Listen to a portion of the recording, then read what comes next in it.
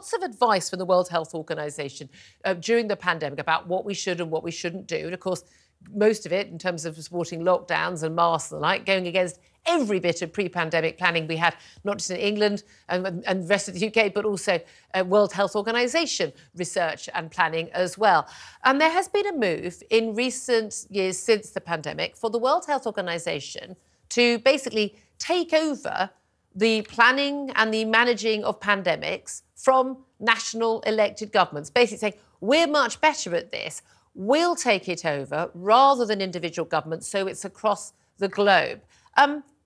Given what we've gone through over the last few years, given the aftermath of some of that terrible decision-making, something that actually filled me with absolute horror. But there has been a big climb down on this. This is a victory, isn't it? Yeah, so these are the international health regulations, which are a legally binding instrument across 196 countries, which they've got about 4 weeks. In May, the World Health Assembly will meet to sign off on these. Boris Johnson signed us up to these about 2 years ago in the midst of the pandemic, when there was all that panic and anxiety, thinking this would be a good idea. What's happened here, the language has changed from should to shall. It's had it in words like added in accordance with national law and context. So that actually they're ceding back because they know a lot of member states are worried and concerned in two ways. One is the sort of poorer states are saying, hold on a minute, this is big business and the big companies trying to sell us drugs and vaccines and sell us things we don't really need and make us have them. And then some of the other countries are going, hold on a minute, what about our national and local laws? They're the ones that should supersede what's going on.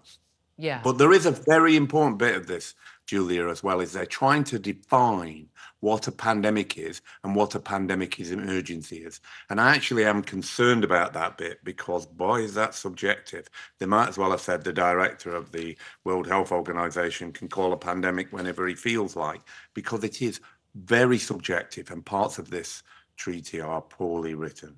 Yeah, well, that doesn't surprise me with the World Health Organization. I mean, they, as you say, that crucially, they'll be non-binding. I mean, the fact that any government thought they would sign up to this, it was bad enough that our own government, without much democratic oversight at all and certainly no cost-benefit analysis, launched us into lockdowns and continued lockdowns and repeated lockdowns, despite complete and abject lack of evidence that they would actually long-term save more lives than they would cost. And we're seeing the fallout from that in terms of excess deaths now. But crucially, this is extraordinary. Like, there was one proposal which would have erased reference to the primacy of dignity, human rights and fundamental freedoms. That has been dropped. But also allowing the World Health Organization to intervene on the basis of a mere potential health emergency. They've dropped that plan. It must actually be about to happen, actually already happening or likely to happen before the World Health Organization could be involved.